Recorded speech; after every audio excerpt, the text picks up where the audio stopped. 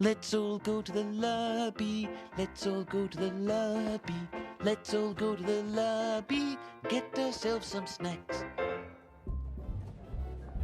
So, what'd you think of Fantastic Four? Well, yeah. Okay, we're recording. We're recording. Oh, I started recording, baby. I liked it.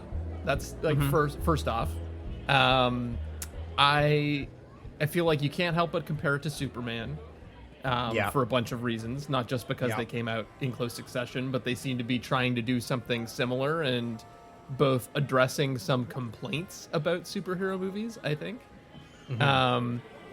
I had a bit of the same challenge I had with Superman, which is when you jump right into a movie. Both of them kind of start in media res. They don't give you the full backstory of the characters exactly, and I found it a little hard to immediately empathize with the main characters in both movies. Even though I liked both of them, and by the end I think they'd won me over, but it took me like half a movie to kind of come around to the characters instead of instantly being endeared to them, and like that's Right. So I feel like that's maybe a bit of a flaw in the approach they're taking. But yeah, overall I was pleasantly surprised, and how about you? There's more to say, but I want to hear what your take is. Well, I guess my immediate take is I liked it, but I didn't love it. I didn't leave. I sort of in my Letterboxd review I said like I really like this and I like this approach, but I didn't leave buzzing the way I did when I left Superman. Like and again, no one is more surprised than me that I liked Superman as much as I did. That it might be outside of Black Bag, my favorite movie of the year. Which, like, wow, if you had told me 6 months ago, a year ago, 5 years ago, your favorite movie of a year or second favorite movie of a year is going to be the Superman reboot, I would be like, you are full of shit. There's no way that would ever happen. And yet, as of right now, like, it's up there. To your points, though, like, it's funny, I wouldn't say that I felt the same way about having to empathize with the characters. I think one of the things that both of these films do really well, I mean, at least, again, not to compare it to Superman, like, I don't need the origin story. I don't care. It's been done to death, and it really doesn't matter. Like, at the end of the day, unless the story is going to be about, like, that origin or like tying it back to that origin story, I don't care. Like, it's unnecessary. Like, Batman Begins is all about how Batman evolves from and goes through, like, you need that origin story. But I feel like so many of these movies put the origin story in just so that the audience is up to speed on how they became who they became, but otherwise it has no real bearings on the plot. So in the case of Superman, I think that works. In the case of Fantastic Four, I think that little animation that they do, or the little sort of in the newsreel, or the episode, the show with Sherlock's brother, like not Johnny Carson, but like one of those types of like late night shows where you'd see the Beatles. And I think that does a good enough job of like getting someone who isn't fully up to speed with the origins of the Fantastic Four. Okay, now I understand. And I think what this film does really, really well is that the casting is so good that I'm endeared to the characters because of the casting. If the casting wasn't as strong, I think maybe I would have felt that way. But because it's Pedro Pascal and because it's the guy from The Bear and Vanessa Kirby... forgive me, I can never remember the guy from The Bear, his full name. Eben Moss-Bacharach? Yeah, that sounds right. And then the new guy, right. I think it's Joseph Quinn plays Johnny Storm, who, again, it's so funny after our conversation the other day about how, like, Johnny Storm is a terrible character and, like, how do you do that with any meaning? Yeah. I thought he did a great job. Like, well, and I liked how he was written as well. I think that, to your point, I think all of the characters were... written in ways that put a twist on all of the characters, for the most part. I think actually the Thing / Ben Grimm is maybe a little underserved in this. Yeah. But the other characters all had interesting twists, right? To your point, Johnny Storm was not a hothead, was not a ladies' man exactly, right? Like, he's kind of the runt of the litter is more his vibe, where it's like they don't listen to him. He has to prove himself. You know, he's clearly he clearly is attracted to a lot of women, but he's not like the Chris Evans, like, I'm gonna drive up on a motorcycle with 2 women on my back. Yeah, you know, yeah. There's none of that sort of crap. And so I love that. Similarly, like Vanessa Kirby, right, as the Invisible Woman / Sue Storm, you know, it's like in the 94 version, it's like she's shy and that's why she turns invisible, which kind of sucks as a character trait, right? Yeah. And so what they did here, which was really smart, is that Mr. Fantastic is obviously like the smartest man in the world, is what he's supposed to be in the comics. But he's not good with people, right? Mm-hmm. And they don't quite take it all the way to like he's like autism spectrum coded, but there's maybe a bit of that going on. But Vanessa Kirby's character gets to be the master diplomat. Like, not only is she charismatic, she's the one who brokers world peace in this world. She's the one who like can get the crowd back on their side after they sort of break their trust. Like so that gives her a lot to do as a character, which I really, really liked. And Mr. Fantastic is kind of has a real flaw that's like kind of revealed in the very first scene of the movie, which I thought was really great. That he's the master warrior, right? Like, he's the warrior in chief. That's sort of his superpower, really. Yeah. Even though he can stretch, he's a planner. And so the prospect of having a baby is very scary to him, and kind of he can't really deal with it. Well, so that's the element that I really wanted to sort of unpack quickly, is like, and I think did you see Thunderbolts? I did. Okay, so when I saw Thunderbolts, I was like, interesting. This is like clearly a metaphor for depression and the effect that depression can have, and the importance of like opening up about your depression and like seeking help and, you know, all this stuff. And I was like, I don't know that I really needed that from my comic book movie, but like, it's an interesting take. And it was interesting. I didn't love that movie, but and then coming into this, again, not really knowing anything about the Fantastic Four outside of like the 94 movie, and just like I was sort of just sold on the aesthetics of it, that I was like, okay, I'm interested in seeing this movie because it feels like they're going to do something a little bit different. And then for it literally to be about parenthood and the sacrifices one makes to be a parent and the fears of being a parent, and then ultimately the sacrifices of like motherhood, and the fact that essentially it's saying like mothers are real life superheroes, which I 100% am behind. And it was just so interesting. I don't know how this movie is going to read to anyone who's not a parent or has no experience with that sort of like parental instincts, or like having children or being with children. Like even the like the familial, like the uncle stuff is super interesting to me, because like that read as super authentic to my experiences before being a parent, but originally being an uncle. Like the line of like, you know, Johnny basically saying like, I would do anything for this kid, and, you know, tell baby Franklin his uncle loves him.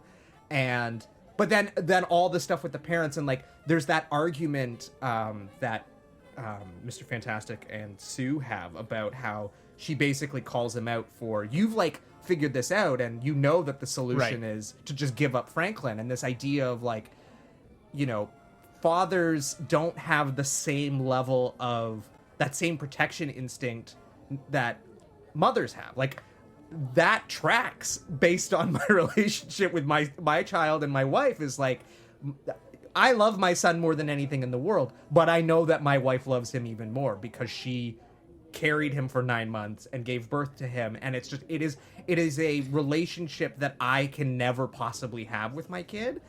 And all of that stuff just read as like so real and so authentic, and I just wasn't expecting that from this. And like, this movie reduced me to tears multiple times, which I was not expecting from a superhero movie. And so I think what's interesting about it is that this movie, I think, is absolutely more layered and more interesting maybe than Superman, but it didn't hit me in the sort of same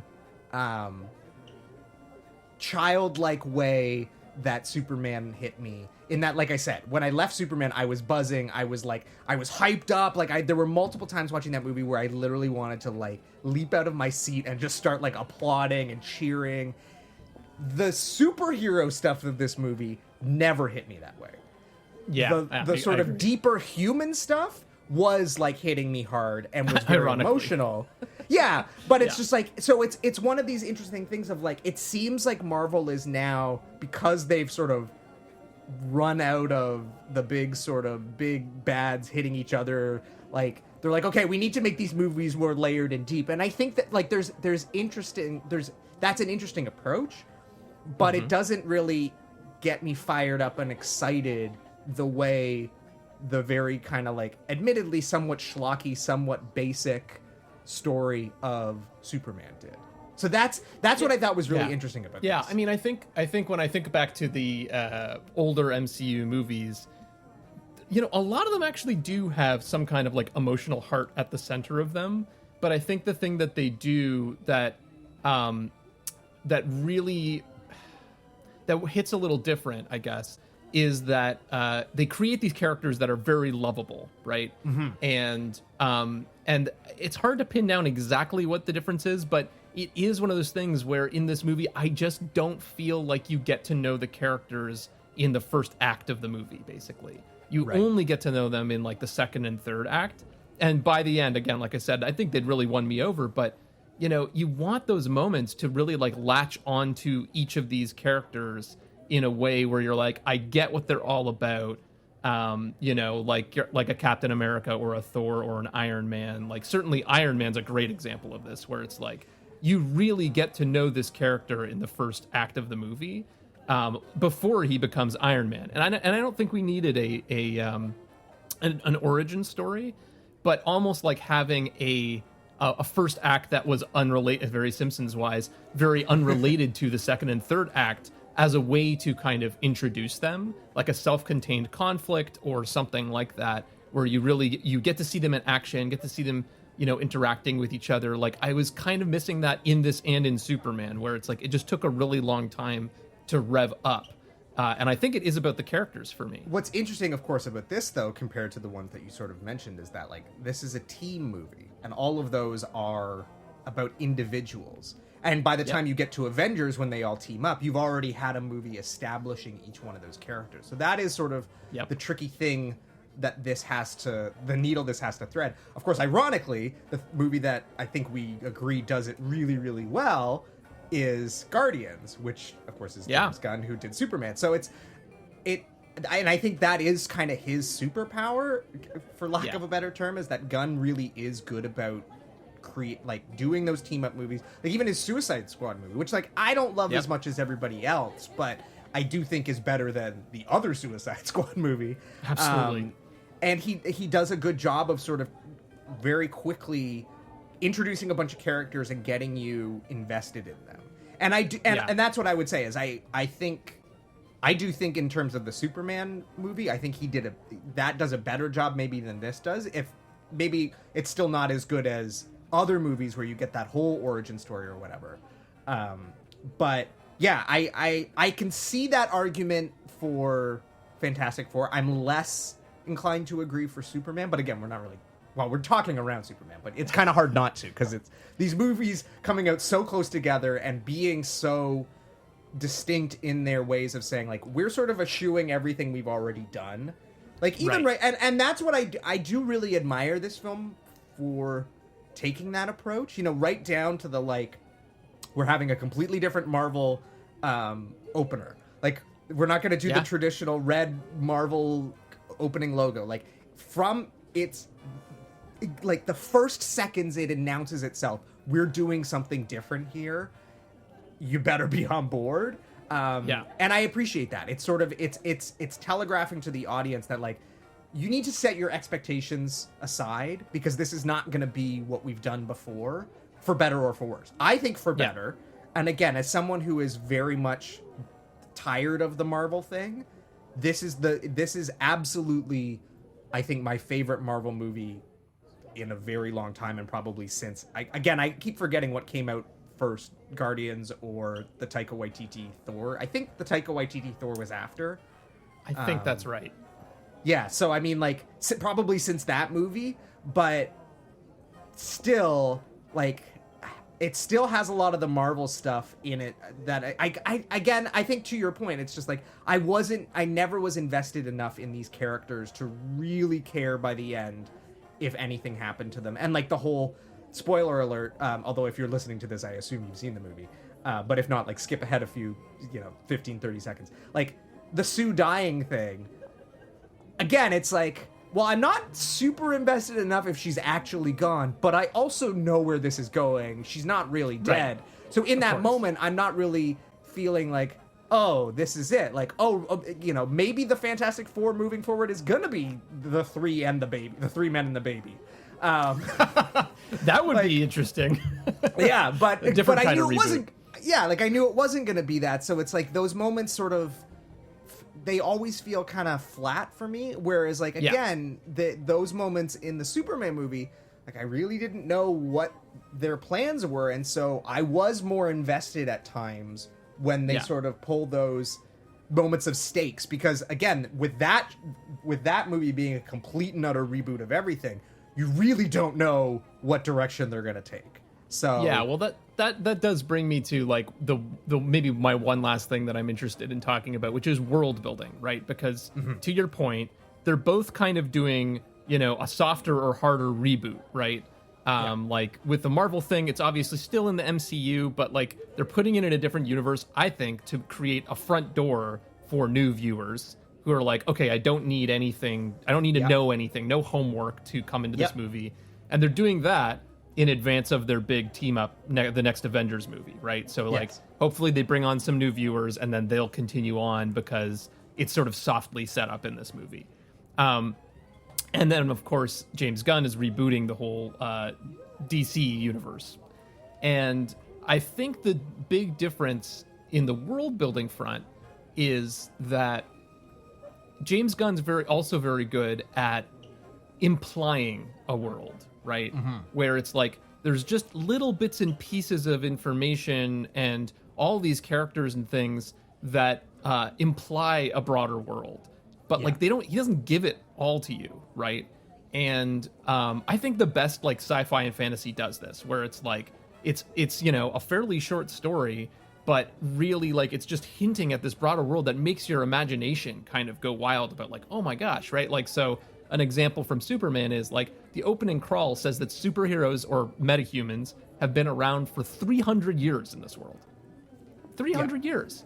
And it's like, to me, that just immediately makes me think about like, whoa, so like world history is completely different in this world, assuming it's the same up to that point. Like, what happened over those last 300 years, right? That's like there's no answer to that question in the movie. And there shouldn't be, right? One of my favorite elements of that Superman movie is like the scenes where crazy shit is just going on in Metropolis and the citizens are just like, kind of like in classic New York. It's like, oh yeah, like this is just, this is just our day-to-day life. And I love that because again, without it's sort of, and we talk, this is sort of a cast ahead to next season when we talk about Paper Moon. Like I really admire directors who can do layered storytelling just with a few actions. And I love what it's like by just doing something very simple like that. You telegraph so much about what's going on in this world. And I think that's what I love most about the world building in Superman, as opposed to maybe the world building here, which I'll let you sort of now continue your thought. I mean, my thought on that is just that I feel like the world building in Fantastic Four is more foreclosed. It's sort of like, here's exactly what happened, and here are all the things that are laid out, and there aren't really any of those like juicy tangents that make your imagination go wild. It's much more like, this is exactly how it happened. Like, the Fantastic Four arrive, they change world history in this way, and they explain all of the implications of like what that means. And there aren't a lot of things dropped where you're like, oh, I wonder what that's about. And maybe that's because they aren't really actually going to explore this world very much more in subsequent movies. I think they're kind of going to abandon it. I think Whereas, that's... the James Gunn thing is like he's trying to set up a universe that can live beyond this movie, but like I don't care. Like even if they never revisit this world, I wish they dropped some of those things where it was like, oh wow, it's so crazy to think about like how this world must work because of the few hints we're getting in this movie, and it doesn't feel as rich, I guess, as like a sci-fi or fantasy world for me. Well, and I mean, again, I don't know, and I'm not a Marvel expert, so I definitely don't know the answer to this, but my assumption is, of course, that, like, Galactus has been beamed into a different universe, but that's actually going to be... It's not going to be a different part of their universe. He's going to accidentally have been beamed into a different multiverse, and that he's going to then be in the other multiverse of the Marvel movies we already have, and... Yep. Doom is going to cross over between the two multiverses. And so, yeah, I think the implication is that, like, we probably won't be returning to this Earth 838, 828 or whatever it is. Or maybe we will, like, once or twice, but, like, there's not a necessity not a full movie. to build. Exactly. But there are, I will say there were some questions I was intrigued by, at least. I was like, why is Canada Dry this prominent, advertising everywhere? Like, and is that an Easter egg? Like, is there some sort of like, I don't know enough Marvel history to know if that's like, maybe they were an original like advertiser in the early Marvel things, or like it's a reference to the Canadian heritage of some writer. I don't know, but that was something that it kept cropping up, and I'm like, that's really interesting. Like, I wonder why that is, because it's just like, it's not something you would necessarily expect, or is it just supposed to be that, it's not regular universe. Yeah, exactly. Like, is that meant to be the implication? And it's like, well, that's more interesting than it just being Pepsi. I don't know. Sure. But, I think I agree with you there. Is like, this world that they've developed seems really interesting. If only from like the aesthetics of it. Right. I want to see them explore it more, and it's a shame that they maybe won't, or will just very... Not to the extent that they necessarily would in another... And it's... I guess what it ultimately comes down to is, like, I think this universe is more interesting than the other universe, so I want more movies set here and less movies set over there, because I'm just so not invested in what they're doing over there. So... Well, I mean, one piece of hope for you, then, is that I believe I've seen in interviews and stuff that after this sort of set of Avengers movies, they're going to reboot the universe, basically. Right. And so... Which is like a classic thing they do in the comics all the time, because exactly what we're experiencing. It's like things get stale, they get overcomplicated and interconnected, and there is no entry point for new viewers or readers, right? And so I think they're hoping to like pare down the cast, simplify the world, the universe, the lore, all of that stuff, and then like kind of get it going again. At least that's my guess. I mean, based on what I've heard. So, there may be hope for you yet in terms of enjoying the MCU in its normal form. I mean, vanilla. We've discussed this on the show before. I think I'm just not into cinematic universes. Like, I find if I want serialized storytelling, that's what television is for. Movies, to me, yes, you can have sequels that build on the last movie, but I don't need movies to be interconnected, and I really don't need movies that weren't intended to be interconnected to then become interconnected. I'm looking at you, Daniel Craig, James Bond movies.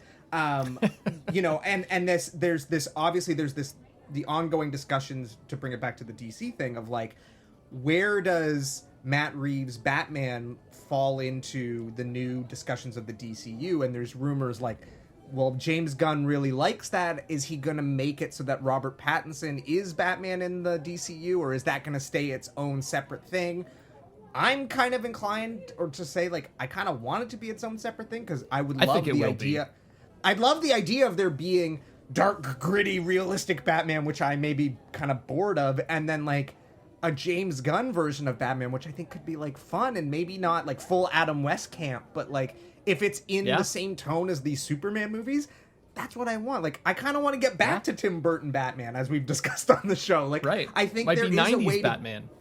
Like, there's a way to do that character where, yes, it's darker and more realistic than Superman, but it's not f***ing, like, a David Fincher Zodiac movie. Like, that's my hope, is, like, I'm hopeful that the DC universe, yes, they're setting up a cinematic universe, but maybe they're less worried about everything being so interconnected and you having to see every movie for every movie to make sense, and just sort of saying, yeah, it's in a shared universe, but not to the same degree that the Marvel movie. And look, it's funny when I started playing the new Superman video game, because I got a PS5 a couple months ago, and Venom is a character, and I was like, I've always been intrigued by the like, Spider-Man video game. Yeah, sorry, Spider-Man video. Yes, sorry. I was going to say, there's a Superman video game? Yeah, no, unfortunately there's not. I've always been intrigued by the visual language of Venom, but like never really invested in Venom the character. So I was like, I'm gonna get the sort of like Venom compendium omnibus and like read the comics to sort of understand. Sure. And obviously, without going into too much detail, Venom sort of existed as a character in the 80s, and then eventually in the 90s was sort of rebooted by what's the spawn? Todd McFarlane, and like developed into the Venom we now know. But in order to get there, I had to read a bunch of these like 80s Spider-Man comics, and it was intolerable, Nate, because every like 7 panels there would be like, as you know, if you want to find out more about this, read this Avengers comic. As you know, this happened in Spider-Man number blah blah blah. And I was like, is the implication that I'm supposed to go out and buy all of these things to understand what the hell is going on? That would drive me insane. And so I talked just like the movies. And I talked to my cousin, and he's like, yeah, Marvel was notorious for that shit. Like, DC, yes, there was you could read the other stuff, but there was not this expectation that everybody was reading everything. And the stories, like, if you did read the companions, it would be more layered, but also everything was a little more self-contained, and you could just read Batman for 12 months, and you would get a self-contained story. But Marvel, no, the expectation was go out and buy all of these other things if you want to understand what the hell is going on. And so my hope is that like that does not, like, knowing that, I'm like, okay, now the Marvel extended universe makes a little more sense, because like that's always been their thing, whereas maybe DC was a little less like that. So it'll be interesting to see how these two things play out. I think the thing with the interconnected universes is just less is more, right? And like they shouldn't be reliant on each other, but they can still be interconnected, right? And so and honestly, the first couple phases of the MCU, that's kind of what they were. It's like this MacGuffin from the movie you just watched is actually a different MacGuffin. Like that's that's mostly what it was, right? Yeah. And then at the end, it all wraps up together, and they sort of reveal how it's all interconnected. That's a way better way to do this, instead of just like, and here's a character you don't know from a different movie, and if you want to know who this character is, you better go watch that movie. It's like, that's a crappy feeling. But like, I think James Gunn is setting up something interesting where it's just like, there's just this broader universe of characters, and they'll kind of pop up here and there. But like the stories, we'll see. But the stories don't seem like they're going to be that reliant on one another. It's really more just like, you just have this feeling of like they're all in the same universe. Some people pop up again and again. Some places pop up again and again. And maybe at some point it'll all be tied together. But it's just not, again, you don't have to have seen anything to understand what's going on or fully appreciate what's going on. I think both of those are pretty toxic. Yeah, the last thing I'll say is, and I think this is a good way to wrap this up because it also ties back to the other sort of summer blockbuster, is looking at Mission Impossible. Because up until these last 2 movies, Mission Impossible was very much the kind of shared universe I liked, where it was like, they're all sequels, so they're all technically related, and there might be little references here and there to the previous missions, but all in all, they kind of work as a jumping in point at any point. You can jump into any one of those first 6 Mission Impossible movies, and you'll be totally fine. And then when they for these last 2, they tried to tie everything up together in a neat little package, and I think it's to the series' detriment. I understand why they did it, and because it's meant to be a quote unquote send off, whether or not that will pan out, we'll see. But it's like, no, you've done you're tying yourselves into knots to try and tie all of these things together that were never intended to be tied together, and then you spend too much story and plot and exposition trying to do that instead of just giving me a fun, entertaining, standalone mission. It's just like, to a me, vehicle it's sort for stunts is what it's always been. It's just you really this last movie, which again I like the last Mission Impossible movie a lot more than other people, and I actually think it's better than the previous entry. But and I know that's a contentious opinion, but it's like that to me can be. It's like you could teach a class on this of like.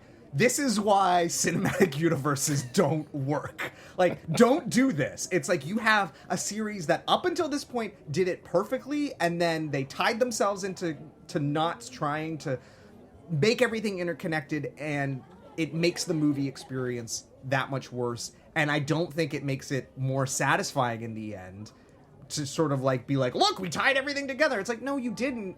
You did, but like not in a satisfying way, in a way that goes, you've made this movie too long and unnecessary. Right. So I think it'll be interesting to see moving forward how this all plays out. And I think audiences are very clearly starting to feel the same way I've been feeling for the last 10 years.